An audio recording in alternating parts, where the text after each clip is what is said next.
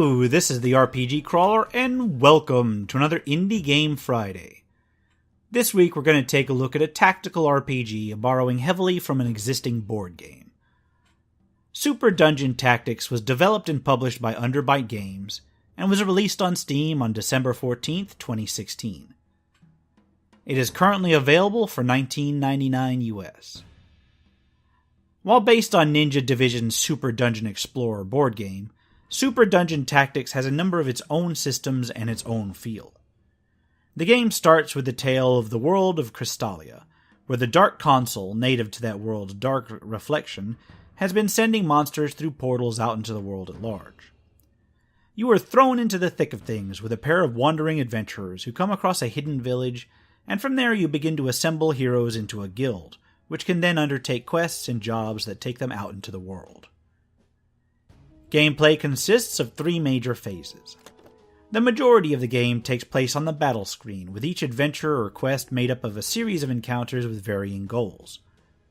Story progression is accomplished through cutscenes with a very straightforward text box dialogue system, backed up with cute illustrations of the various characters involved. Finally, the guild hall allows for party members to be allotted with different gear, consumables to be purchased and equipped, quests selected, and party members assembled. In the guild hall, you can access a glossary that can offer definitions of terms and tips and gameplay, as well as lore about the creatures that you encounter. The item bar allows you to select from the sort of bags that your party has available, which allows you to put consumable items in them to be accessible during combat. As you proceed through the game, larger and larger bags are unlocked for use. The Hero Builder allows you to equip the available heroes by selecting items for a token slot, a weapon slot, an armor slot, and an accessory slot. Each item equipped may adjust the character's basic stats or grant special abilities. For instance, various weapons will set said character's attack and damage, but may also grant rare special abilities.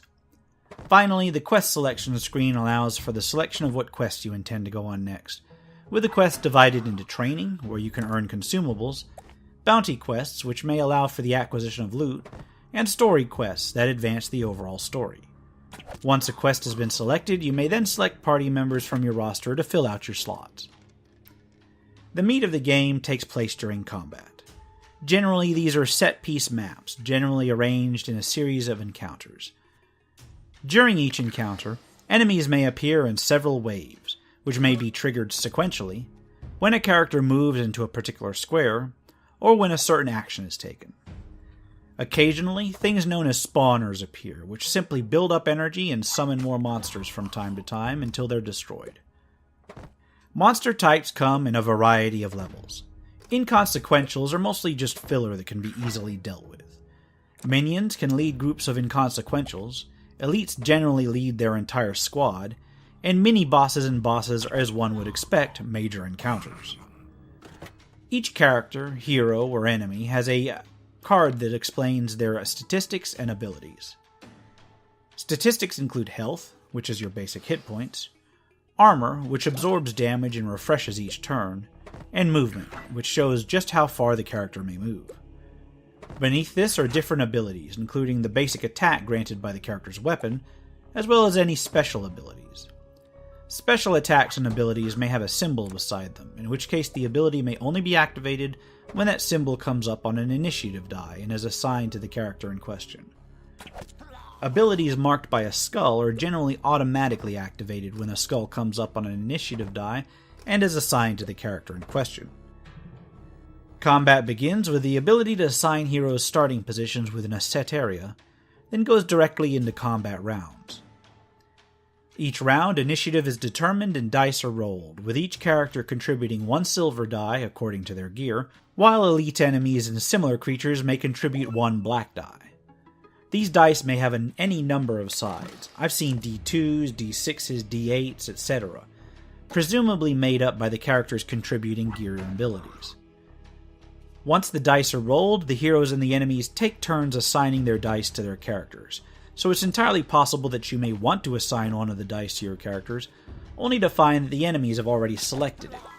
It makes you prioritize what you want to select in what order. As for the turns themselves, initiative is displayed on the bottom, with the ability to select and move any of your heroes that hasn't had a turn yet during the hero's turns. Heroes may move once and take one action, with various attacks having different area of effects. Using an item from the backpack does not take an action, so you can use them to restore health or offer temporary buffs to ensure that you get where you need to go. Aside from that, it's a pretty straightforward tactical experience, with characters gaining loot and levels after certain encounters and quests. As for graphics and music, the music is alright, not terribly annoying, but nothing I'd write home about. The sound effects are responsive and offer enough feedback to get the job done. It's the graphics that really interested me. They're not great by any stretch, and probably could use some polish here and there, but overall it gives a pretty cute, cartoony style that, combined with the lighthearted nature of some of the dialogue, really makes for a fun and peppy feel to the game. I totally understand this is not going to line up with everybody, but hey, I liked it. Now, there are some downsides. It takes a while to get into the game proper, about an hour or so to get into the campaign, and sometimes the combat interface can be a little bit quirky.